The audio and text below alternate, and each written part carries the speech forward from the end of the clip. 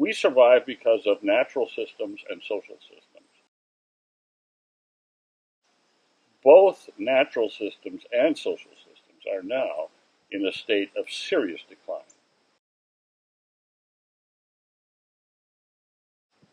And we have overshot, and the collapse is yet to come. Some people say that's pessimistic. I say it's realistic. And I've long believed that the most profound wisdom that human beings have come up with is the notion that we must live in harmony with reality.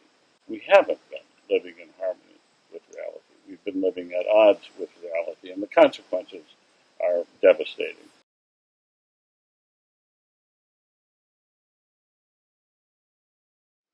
So here we are in northeastern Iowa with Loyal Rue at Loyal's cabin.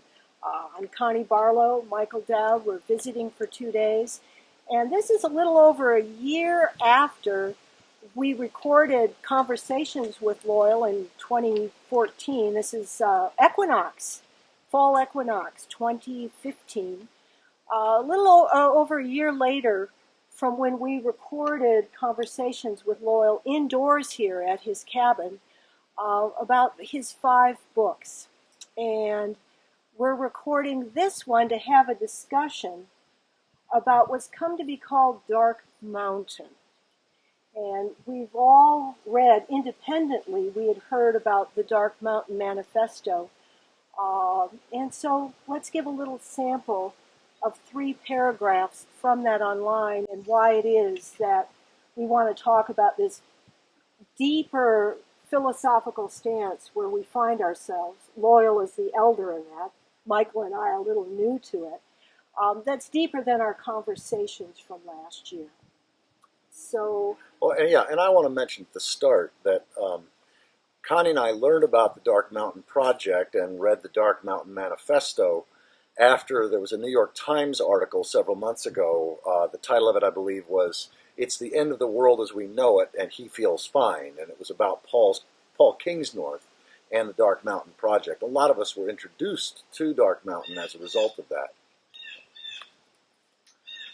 So this is from the Dark Mountain Manifesto, which was drafted by Paul Kingsnorth and Dougald Hine. In 2009. 2009. This is the section on walking on lava, starts with a Ralph Waldo Emerson quote. "The end of the human race will be that it will eventually die of civilization. There is a fall coming. We live in an age in which familiar restraints are being kicked away and foundations snatched from under us. After a quarter century of complacency, in which we were invited to believe in bubbles that would never burst, prices that would never fall, and the end of history, hubris has been introduced to Nemesis." Second reading for the day.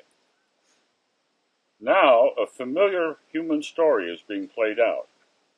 It is the story of an empire corroding from within. It is the story of a people who believed for a long time that their actions did not have consequences. It is the story of how that people will cope with the crumbling of their own myth. It is our story.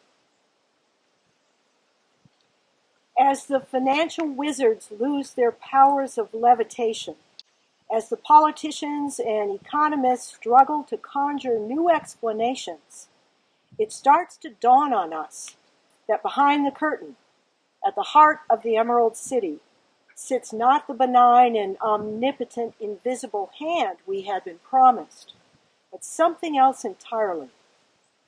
Draw back the curtain, follow the tireless motion of cogs and wheels back to its source, and you will find the engine driving our civilization, the myth of progress.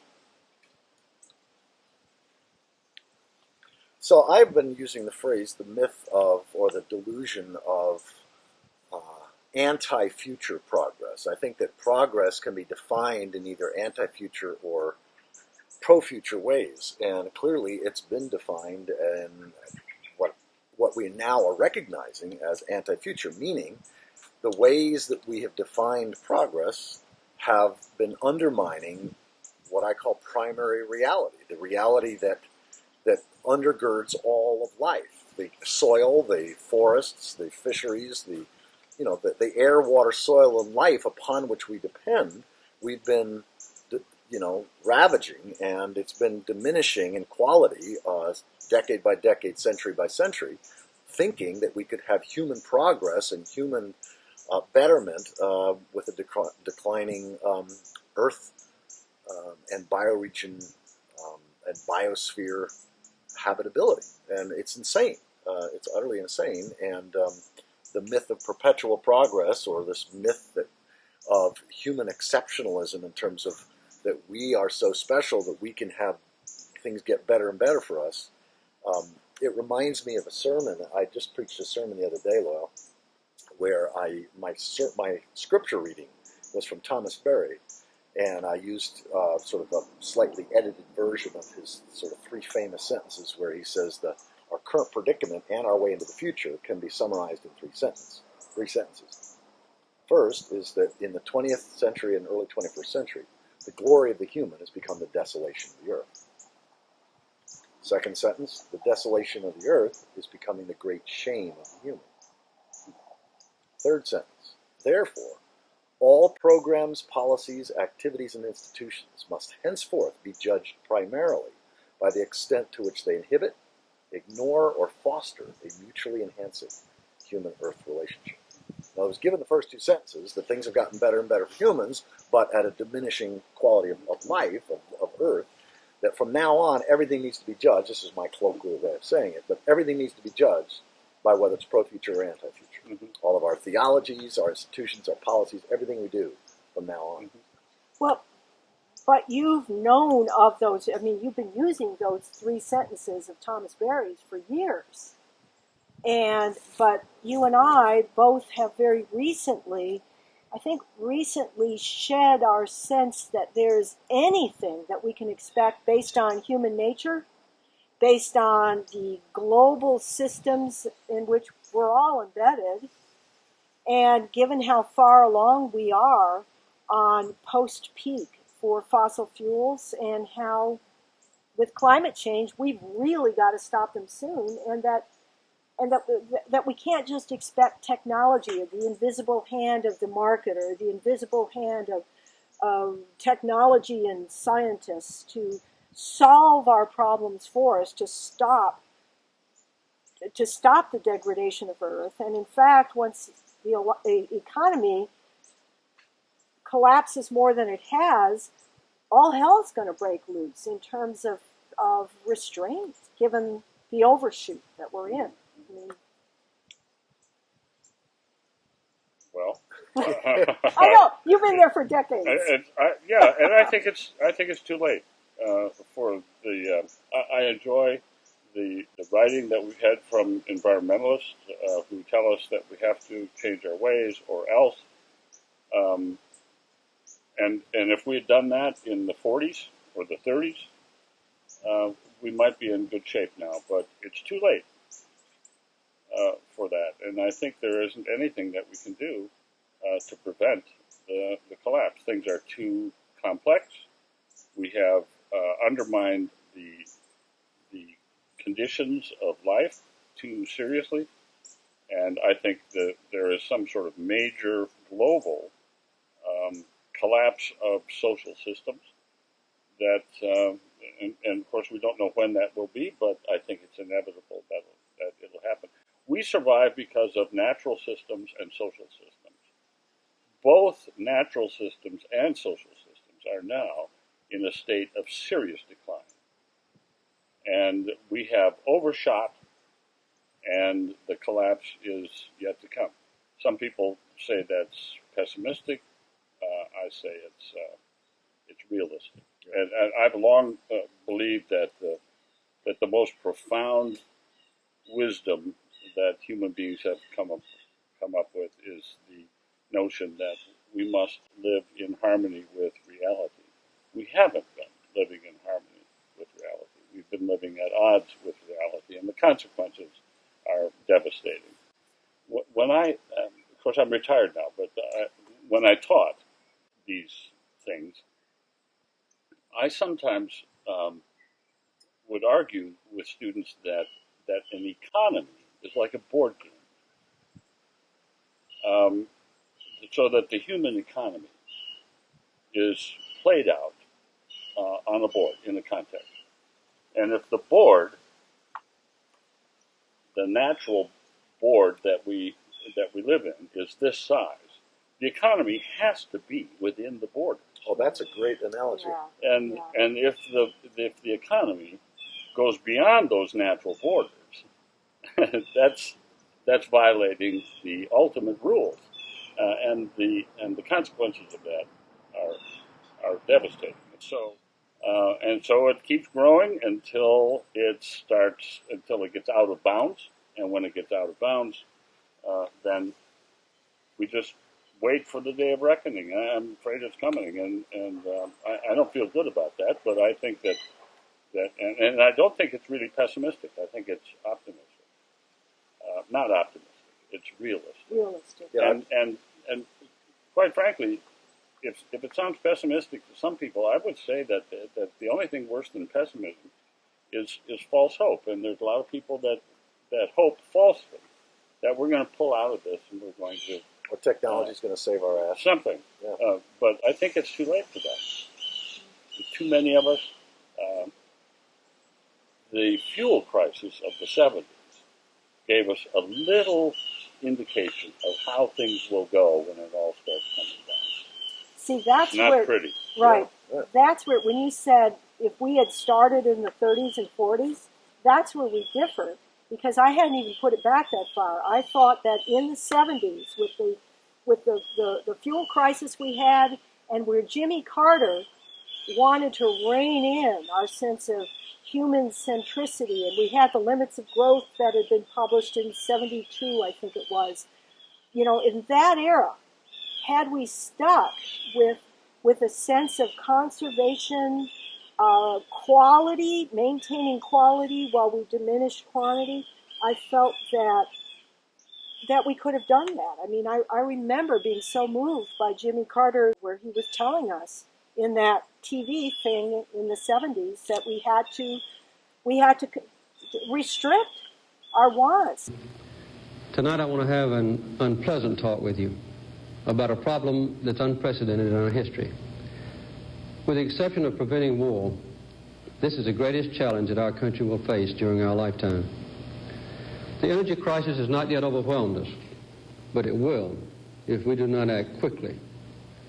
It's a problem that we will not be able to solve in the next few years, and it's likely to get progressively worse through the rest of this century. We must not be selfish or timid if we hope to have a decent world for our children and our grandchildren. We simply must balance our demand for energy with our rapidly shrinking resources. By acting now, we can control our future instead of letting the future control us. 2 days from now, I will present to the Congress my energy proposals. Its members will be my partners, and they have already given me a great deal of valuable advice. Many of these proposals will be unpopular. Some will cause you to put up with inconveniences and to make sacrifices. The most important thing about these proposals is that the alternative may be a national catastrophe. And I thought it was wonderful, and everyone else was laughing at him for doing that. And so, but you look back to the 30s. Yeah, but we could have made the shift if it happened in the 30s or 40s or 70s is a moot point at this point. Right. Where we are now is that we are wildly in overshoot. I started to share with you yesterday, I want to do it now while we're on camera, is that Thomas Berry, of course, has been a major mentor of mine since 1988.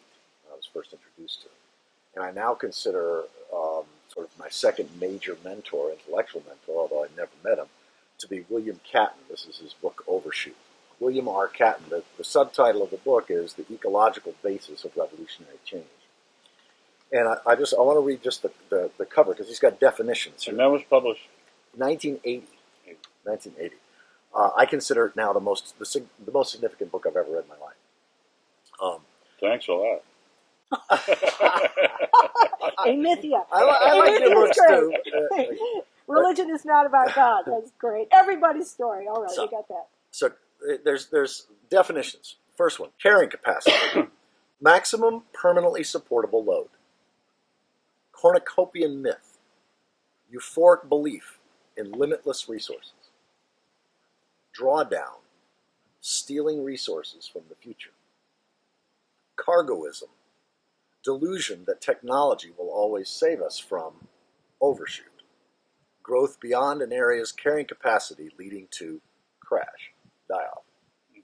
And he brought the ecological paradigm to sociology in the most brilliant way, and now I'm trying to take that into sort of religion, the same ecological paradigm, because, the only reason, if I was to try to sum up the essence of this book in a nutshell,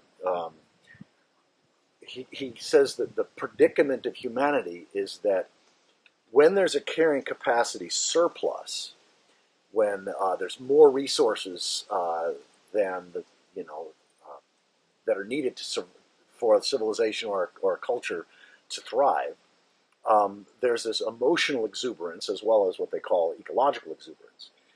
And most of our institutions that are now sort of dominant around the world and our ways of thinking have been formed when two things happened. One was the Europeans who had reached saturation point, they were just about an overshoot when this whole new hemisphere was discovered of resources, and then our bugs wiped out 90% of the Native Americans.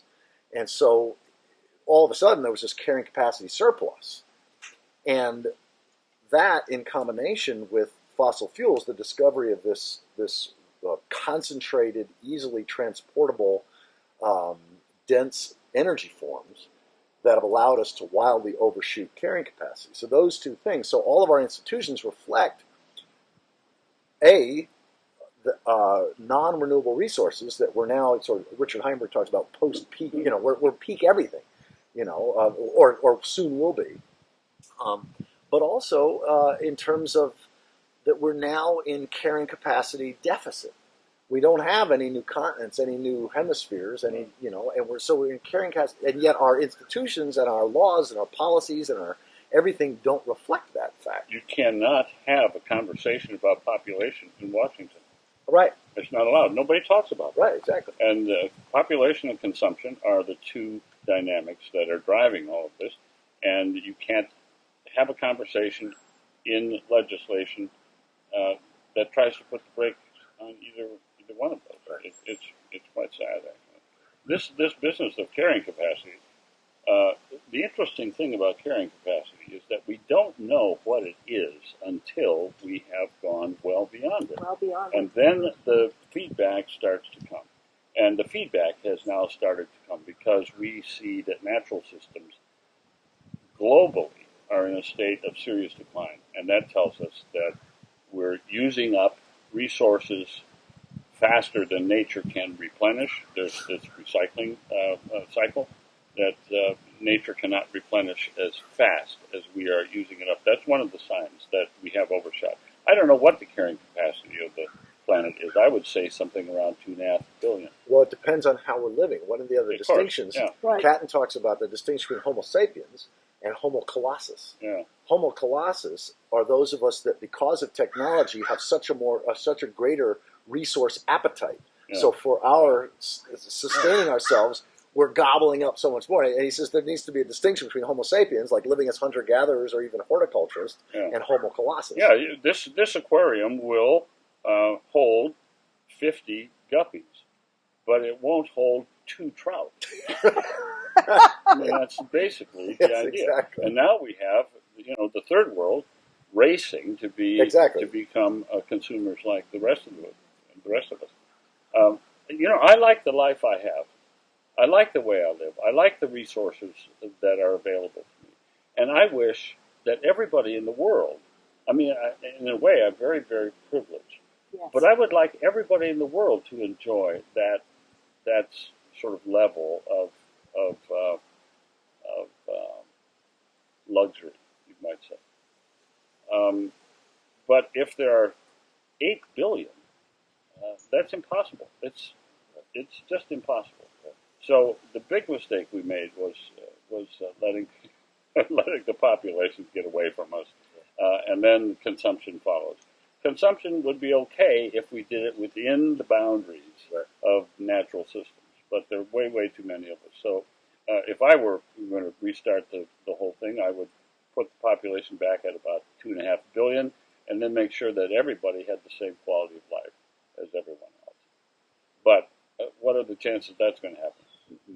Yeah, I mean, I'm often asked in my evening programs, somebody will say, you really haven't spoken a lot about population, and, what about that? And my response is usually along the lines of, because what I have to say about it, you're not going to like. And he says that. Yeah. He says, now you're not going to like it. Which is, I don't think that we're going to have to, I mean, we do know that when women are empowered economically and otherwise, population declines. So one of the most important things you can do for almost anything is teach a girl to read. Well, that should have been done in the 40s. Right. Again, it's too late. I mean, the level of reproduction is dropping, but the population continues to rise dramatically, and this can't go on. Within 50 years, we're going to experience the great. The great bad. Well, the other major book that Catton wrote was called Bottleneck. That we're in the bottleneck century. And so what I tell audiences is what you're not going to like is that I don't think we're going to have to try to consciously, deliberately reduce population. I think there's likely to be less than 1 billion people 100 years from now, and it's mostly drought, famine, the shifting growing belts, and living in a post-antibiotic age where, a lot of the things that we've taken for granted that have allowed us to sort of live longer and not have children die, living in an age where the bacteria have beat us at the evolution game, and just drought and famine. And disease. I mean, and war. The famine and disease will take out a lot of people, but the ugliest is going to be the conflicts that arise as things get desperate. We saw in the 70s this little event, the fuel crisis, and what kind of violence that produced at gas stations across the country. That was just a little peek at the hostility that's just around the corner. Well, and even just the inability to offer resources, compassion, and so forth, as we see with the refugees in Europe now, where the countries that are basically going, we can't take care of our own. Right. And, the refugees coming in from Syria, That's the conflation of decline in social systems and natural systems. Right. We can't take care of our own. That's a failure of the social system. And this is going to generate all kinds of widespread migration and all the uncertainty and insecurity that will produce. It's not going to be pretty. And and one of the questions is let's say this sort of doomsday scenario that we all expect is in fact ahead of us. How does the person live? How do you decide how you're going to live out your life? What kind of advice do you give children? What kind of advice do you give students to prepare for this? You can't sugarcoat it. You can't hide the truth. This puts us, humanity, in this classic tension between truth and comfort. People need to be comfortable. They need to be secure. They need to have some sort of sense that the future will be okay. But we're saying that the future isn't going to be okay. So that makes people uncomfortable. The truth makes people uncomfortable. So what's more important here, truth or comfort? Well, let's make this a little less abstract. I've been using a term I first got, I forget where, online, apocalyptimist. I'm an apocalyptimist. And the way I define apocalyptimism is we're fucked. Thank God. Connie would often say, we'd be studying this. We spent the summer studying the rise and fall of civilizations, and we've just read tons of stuff on, this book here, we recommended to Loyal last night, William Ophuls, Ophuls, Immoderate Greatness, Why Civilizations Fail, which is a great sort of synthesis of a lot of literature. And, Connie would often say, we're fucked, we're just fucked. And I would say, well, who's the we that you're identifying with? Because if you're identifying with Homo colossus, yeah, we're fucked. But if you're identifying with the body of life, of which we're a part, that it's like we have to see the collapse of Homo colossus for the rest of the body of life to have any chance of recovering. And it's going to be a long recovery. We're impacting the climate and everything else. Well, you started out by saying, let's make this less abstract. Okay. But then you got so abstract. Okay. So what I mean is, let's imagine this young person here. And each of us individually, what would you say to this young person? I wouldn't. Hey, listen, I've got 3 grandchildren. I built a little playhouse for them back there. I have a sense that they are going to experience more misery in their lifetime than I can imagine. So what do I told my kids, please think about having kids, and probably shouldn't have any, because the future... You said that? I said that. How many times in history has a person said to their kids, don't have kids? No. I mean, that's not the way we operate. No. In fact, when my eldest daughter first got pregnant, she called me up on the phone and said, Dad, I'm sorry. Well, she has, wonderful children. I mean, the grandchildren are just wonderful, but I fear for them. Yeah, Anyway, I fear for them. I don't know what I would tell them. You asked, what should you tell this kid? What do I tell my grandchildren? Yeah, but I'm not saying a grandchild is something different. Imagine that you've got an 18-year-old undergraduate sitting here with us. Yeah. What would you tell somebody who's coming into adulthood? Yeah. I mean, I can just jump in. I mean, because this is what I typically, whenever I'm asked about this kind of thing, is that I think the two hopeful delusions are either hope that we don't need to engage in anything because the whole thing's going to hell in a handbasket and therefore there's nothing that we can do. I think there are things that we can do in the next decade that will be the difference between things being really, really bad 100 years from now and absolute total hell 100 years from now. For example, taxing carbon. There's certain things that could make the difference in terms of what we do in the next decade that will make a difference in terms of just how catastrophic climate change specifically is. But climate change is only one piece of what Ophuls has called converging crises. There are lots of things going on. I understand. Right, and that's a slower one to pan out than the other ones. Yeah, right. And we saw in 2008 how delicate the economy is, and we recovered from that quickly, I think fairly quickly. But that's just a tremor. Well, I don't. And we can only do a recovery once at that level. Yeah, and the big earthquake when systems start toppling down one over the other, that's yet to come. Oh, we expect it almost any time. Yeah. So I don't know what to tell kids about that. I mean, an 18-year-old, I would say, here, read this, and then see if you can find a coherent, plausible rebuttal to these arguments that there's a crunch coming. Look at the evidence that suggests that this is the case, and see if you can find a plausible rebuttal to those arguments. I don't think they can.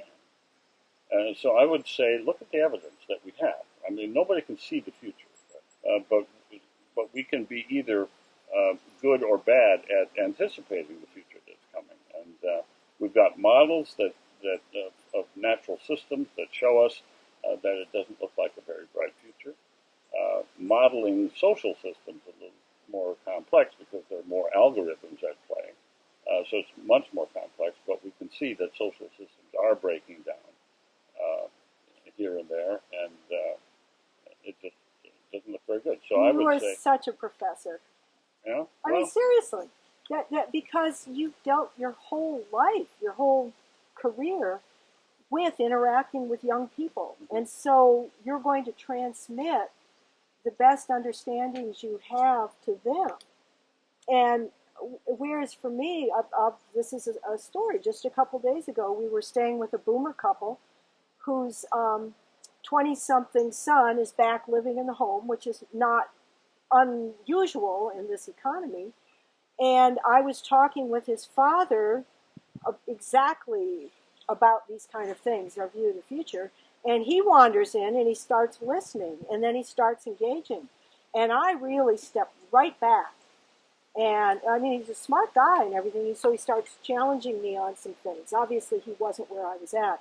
And I just basically wanted to, I just cut off the conversation with, I have a different worldview from yours, and I sure hope yours is right. Now, actually, I don't hope it was right, because I'm more like Michael. The sooner we can get things to move down, the less problem there'll be overall. But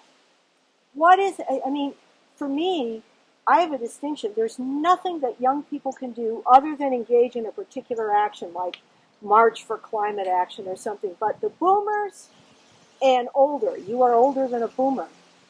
Us and you are the generations in power. And we're the ones that need to be shifted, because we're the only ones that can take any action that makes a difference. Well, we're the ones in power, but the irony is we're living in a time when we feel so powerless. Right, because it's too late. Yeah. So what would I say to a student? Some years ago, students asked me if I would give a last lecture. There are colleges around the country do this, I'm sure, and students will come and say, you come and give, you're going to die tomorrow. What's your last message or last lecture you would give to students? So I've consented to do that. And so there were some students there, and I came in with a whole pile of notes, put them on the lectern, and I said, don't take yourselves so damn seriously. And left. That was it? That was my last lecture. Well, I think that's realistic, right? I mean, I think that's a good message for people to hear, because taking ourselves too seriously has been part of the problem. That's this sort of notion of exceptionalism. We are beyond nature. We're outside nature. These boundaries don't mean anything for us. The economy can grow willy-nilly without paying attention to. And taking ourselves too seriously is probably could be seen as the root of all of our problems. So, did you come back in the room afterwards? No, that was it. And so what's the scuttlebutt? What did everybody just say? I don't know what they he's did. getting I left. dementia? I don't know what they did. I left. Well, I think they got the point. I mean, I didn't stand around and interpret the text. You're such a philosopher. Well, I mean, don't you think that's a decent message for 18-year-olds? No. Don't take yourself so damn seriously. No, I think they need to just not even think about them. Just live. Well, I had a mid 20-year-old woman came to my program 3 days ago, and she, was saying, I've got kids. So my sort of coaching, or just my offering, was, learn this stuff. Don't fall into either the myth of perpetual progress, or the myth of the apocalypse, but be engaged. And I said, get to know permaculture people who grow food, locally, to find out your transition town, or people who are looking to live small scale, local, grow food, build community. Right. And the fourfold thing that I've been concluding my sort of sermons and evening talks now with is: love something, learn something, let go of something, and carry something forward. And the example that I use is loving something is I spent this summer watering an orchard of about 35 trees, and then about 400 baby trees that had been planted either last year or this year. So I drove an hour down to a permaculture farm that some friends of mine had purchased in Michigan, but they also have a place down in Bloomington, so they couldn't be there much. So I said, all summer long, I'll come down at least once a week and water all these trees. So I spent, 4 or 5 hours watering trees and, listening to my iPod stuff. And something about caring for life when the world seems like it's going to hell in a handbasket, which it is. Care for life, and so that was loving something. Was I felt this like almost daddy energy. These were my baby trees, So love something, to learn something. I spent this summer learning about all of this collapse stuff and what some really really scary stuff. But it was like learning that. Letting go of something. Connie and I have stopped flying unless I can make a leveraged impact. If I can have some kind of a large scale impact, or like for example, last year my niece got married. My whole family, and then she asked me to perform the wedding. Now, if I could go back and do it again, I probably would take a train, but I flew for that. But Connie and I have also, last January, we were reading a post by John Michael Greer where he says, "Dear reader, I invite you to get up from where you're reading." He said, I'll stay here, I'll wait for you, and go turn your thermostat 3 degrees down. And I started crying. I was touched by this essay. I went, turned the thermostat down, and ever since then, throughout the winter, we keep it 3 degrees colder than what I had been doing there. Just that's a little thing, but Jimmy Carter told us to do that in the late 70s. Yeah, so love something, learn something, let go of something, and then carry something forward. Meaning, sort of like some skill or knowledge or whatever that, what's going to pass through. I'm hoping that the knowledge and the blessings of modernity, the blessings of the scientific technological age are not lost in the dark age to come. Right. There is a bottleneck, and what gets through, and what's left in the wake is going to be very, very important. And that's part of why I wanted to record you on your 5 books in the realm of religious naturalism and get it on YouTube. Yeah, sort of legacy consciousness. Legacy consciousness. She kept saying, "There's nothing of loyal online in terms there's of like YouTube." 3 minutes of you from Beyond Belief conference.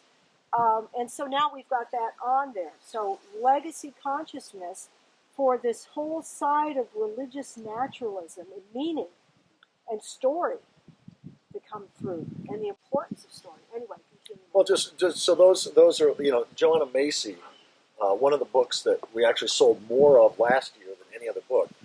Active Hope: How to Face the Mess We're In Without Going Crazy by Joanna Macy and Chris Johnstone. And it's all about taking one action. At least one action in the right direction in the face of, really, really scary stuff. Yeah. Yeah. Well, I think there are skills that should be taught to young people that will be useful in the wake. Attitudes that will be useful in the wake. And I think don't take yourself too seriously. That's a good one of those. Right. Life is too important to be taken seriously. We need to back off and see ourselves as organisms within natural and social systems, and look at ourselves for what we are and not for what we aren't. That is something that transcends nature. That's the key. I mean, that's what these books are about. They're about what happens when people exempt themselves from natural systems. Right. Well, one of the other things that we did, looking into the camera, is we asked Loyal if he hadn't already familiarized himself with the Dark Mountain Manifesto, to read that, which he did, and then. But he already had. You'd already read the Dark Mountain Manifesto, right? Yeah. Oh, okay. Yeah. Yes. We're still engaged in action, because this is what we've been doing, is action.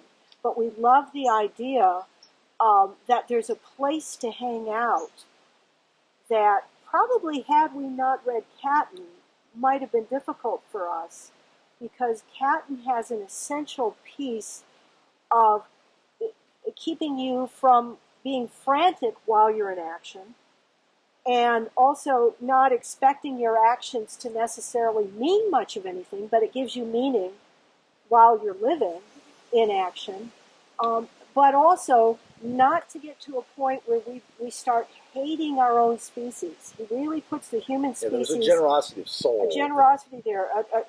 He puts our species in the context of what any species does. And then John Michael Greer has done that with one of his favorite analogies is brewing beer. Essentially what the microbes will do, and that if you let them keep going, ultimately they toxify their own environment, and then it spoils everything. So that aspect was very important to us because a meaning is essential. And so you as a philosopher or as a parent or whatever, or a grandparent, to offer a sense of meaning that can be embraced now, even if they don't know that anything is coming down the pipe, but can sustain them into the future so that whether they survive or not, they will have meaning. And that's what Michael's engaged in. Well, the last sermon that I delivered this summer in Ludington, Michigan, was actually one of the more well-received ones once Connie posted it on YouTube. And it's titled Inspired on Dark Mountain, the big picture. And I basically, introduced the congregation to Dark Mountain in this perspective. And then I said, here's how, from an epic of evolution, big history perspective, I stay inspired in the face of this really scary stuff. And I painted out a picture that went out into the future, like if you compress the history of the universe into 100 years, I took it out another year. So the 101-year timeline, which is 141 million years. So, humans are going to be long gone by that time, if not, much sooner. And so it's giving people a sense of something to hold on to that, that allows them to engage in whatever they need to engage in today and in their life without this sense of dread or hopelessness. But it's also not fostering a otherworldly hopefulness, nor a hopefulness that technology, that things are just going to keep getting better and better. Or they'll think of something. Yeah, right. So Collapse Now and Avoid the Rush was John Michael Greer's latest book, which is a collection of 25 of his most popular blog posts. And I love that book, Collapse Now and Avoid the Rush, and Richard Heinberg's latest book, Afterburn. I found both of those this summer to be two, most realistically hopeful. They're not offering anything beyond what we've been talking about here. Yeah. Well, hope in the face of a grim future is a difficult thing. What we share with every other living creature on the planet is that we are goal seekers. Every living system is teleological, that is, it acts in ways that will achieve some sort of goal, whether they're aware of it or not. We are goal seekers. Every living being is a goal seeker. What makes us unique is that we are also goal setters. So we can actually set goals, and it is in the process of setting and pursuing goals that we find meaning. That's what meaning is about. It's about pursuing some goal that is desirable. So what do we do now? What do we tell 18-year-olds? How do we move forward? How can we have hope in these unpredictable and discouraging times? I think what we have to do is set goals that are realistic and will carry something forward. That is, goals that will create conditions for bringing something through the bottleneck that will be useful in the way. And so we need to sit down and talk about what realistic goals will be effective in the long term beyond the bottleneck. That's a difficult conversation to have. Some people are going to just chase off and get off the grid and build a strong fence around and sort of load up the gun and say, I'm going to survive. Other people will get on the road like you guys and take the message around the country to activate people.